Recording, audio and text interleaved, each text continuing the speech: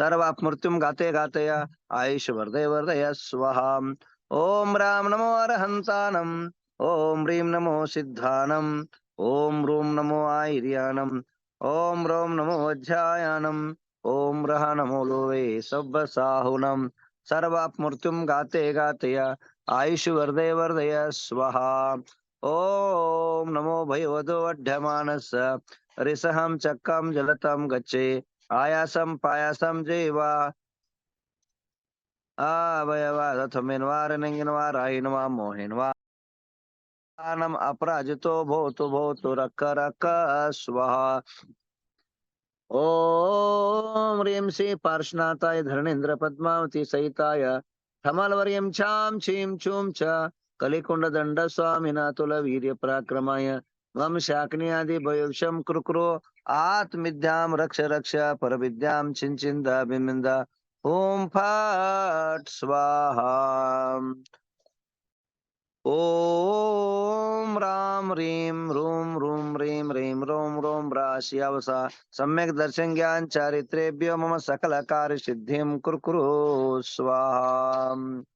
आइए अभी जो है आज मल्लीनाथ प्रभु का दिन है, बुधवार है। आपके जीवन में रिद्धि सिद्धि समृद्धि आरोग्य संपदा की प्राप्ति हो।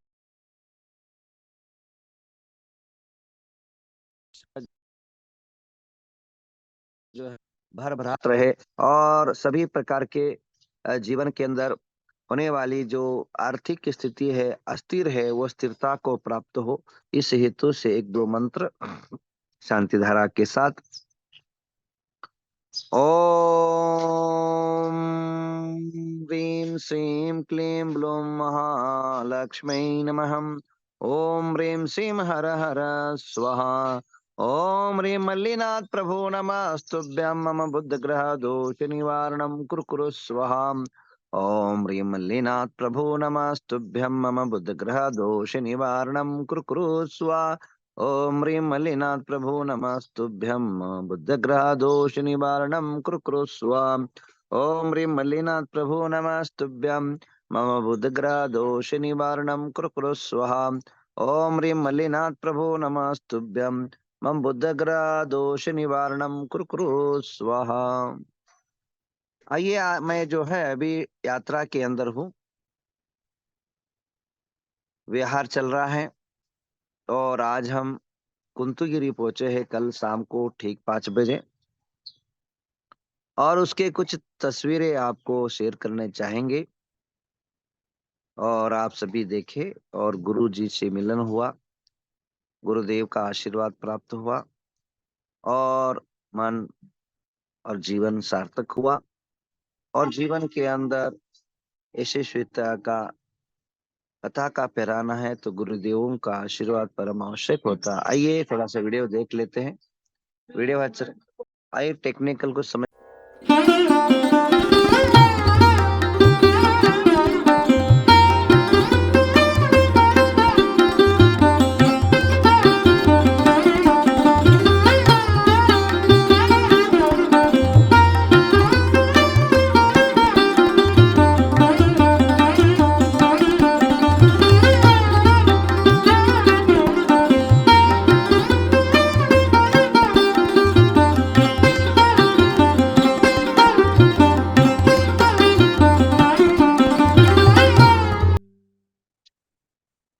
जीवन के अंदर गुरु का मेल मिलाप, जीवन के अंदर गुरुओं का आशीर्वाद मनुष्य के जीवन को तार देता है।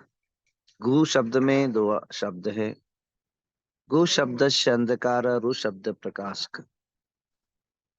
अंधकार से प्रकाश की ओर जो ले जाने की शक्ति है वो गुरु के अंदर रहता है।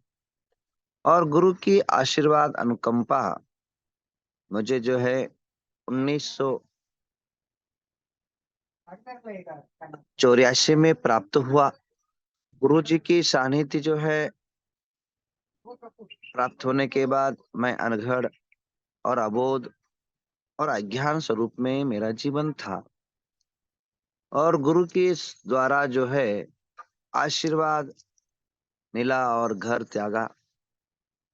बहुत ही छोटा सा और गरीब फैमिली में पैदा हुआ हूँ और बहुत ज़्यादा पढ़ाई नहीं कर पाया, क्योंकि जीवन के अंदर ऐसे संघर्ष हमें झेलने पड़ते हैं पूरे कर्मों के कारण।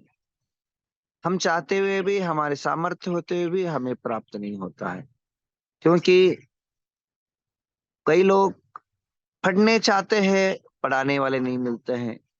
कई लोग नहीं पढ़ना चाहते हैं और पढ़ाने वाले मिल जाते हैं।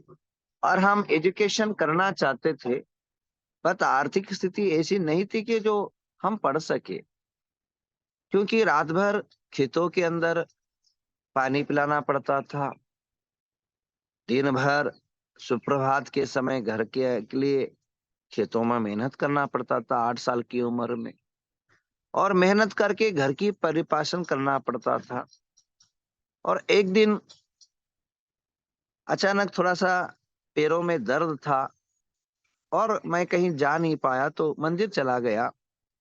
और मंदिर चलाने के बाद दिगंबर सत्सों की चर्या, गुरुदेव की चर्या और मुख आभा को देख करके प्रभावित हुआ।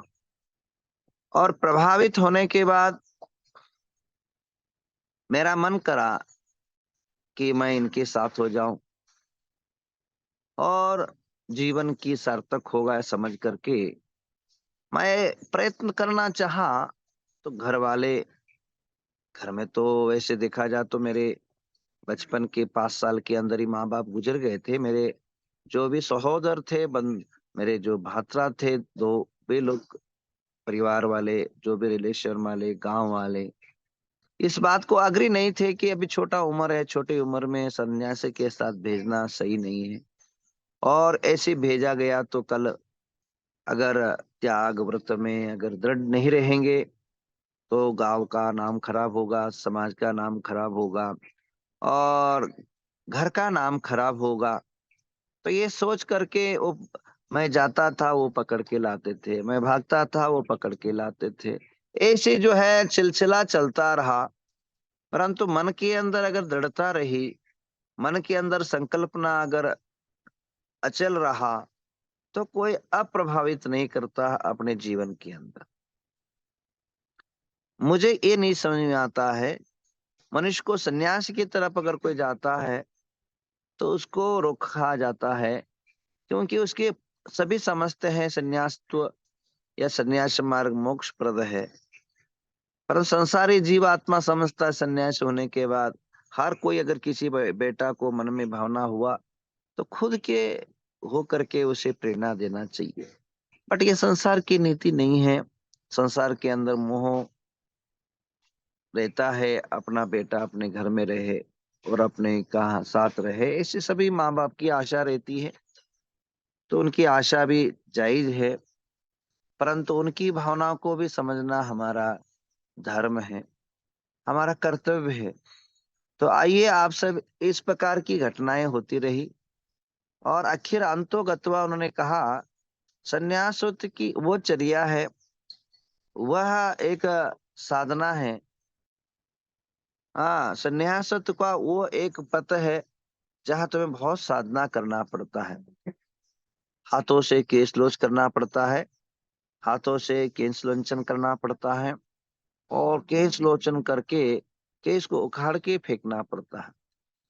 अगर तुम कर सको, तुम्हारे जीवन में ये हो सके, तो पहले अभी करके दिखाओ। तो 8 साल की उम्र के अंदर मेरे साथ वो किया गया और केशों को उखाड़ा गया। कोई, मेरे में कोई फर्क नहीं पड़ा।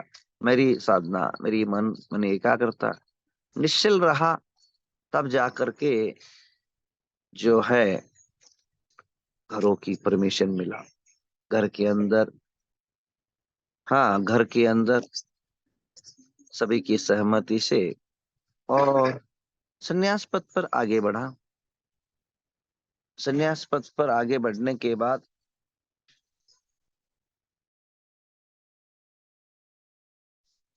संन्यास पथ पर आगे बढ़ने के बाद मैं को धर्म का कोई मतलब ज्ञान या नहीं था। नमोकार मंत्र भी नहीं जानता था। और गुरुदेव का आशीर्वाद प्राप्त हुआ। और उस टाइम हमारे संग में एक कुलभूषणमती माता जी थी, और उनका बहुत अनुग्रह रहा। छोटा उम्र था, ना ब्रह्मचर्य की कपड़ा पहना है ने का हमें आता था, ना अभिषेक, ना पुस्तक, ये कुछ जानते नहीं थे ये कोई क्या है, कैसे है, किस प्रकार का होता है, कुछ जानते नहीं थे।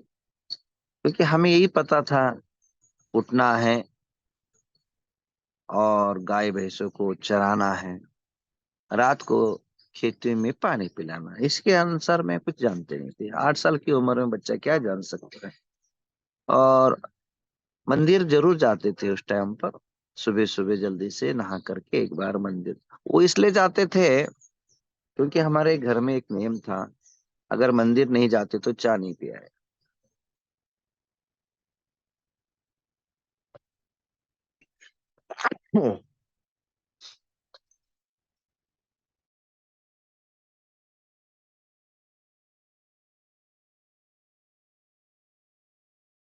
थोड़ा सर्दी बहुत ज्यादा है इस साइड में, तो चाय नहीं पियाया जाता था और चाय नहीं दिया जाता था। घर में एक ऑर्डर था, तो मंदिर, और उसको भी प्रूफ देना पड़ता था।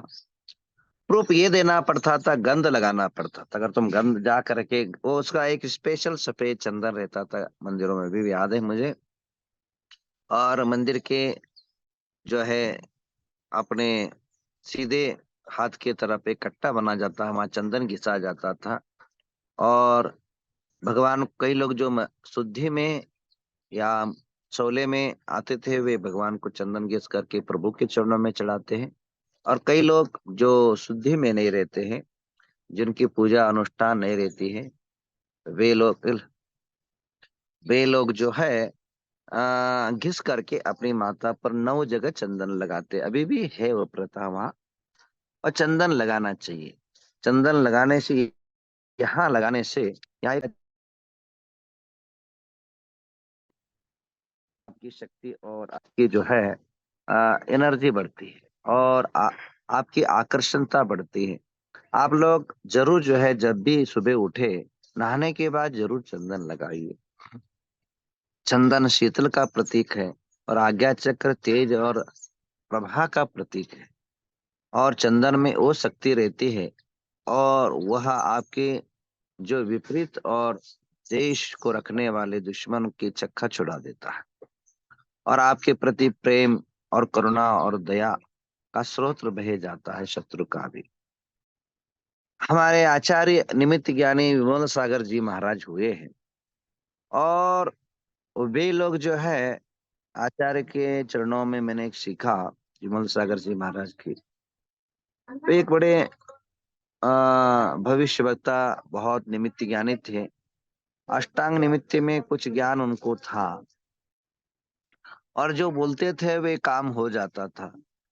तो जो लोग फंसे रहते थे, अर्थ इलाकों में व्यापार कम होता था जिनके, और जिनके पैसे फंस गए हैं, ऐसी परिस्थिति जिनके थी, वे लोगों को बोलते थे कि अगर हल्दी हल्दी जो है घिस कर करके, और जो भी कोई भी आराध्य मंत्र का अगर पठन करते हुए हल्दी घिस करके यहाँ लगा दो, तो आपके व्यापार बढ़ेगा और आपकी समृद्धि बढ़ेगी। ऐसे गुरुदेव का एक अभिमत था, और कई लोगों को वो फलीभूत भी हुआ, कई लोगों को उसका रिजल्ट भी मिला।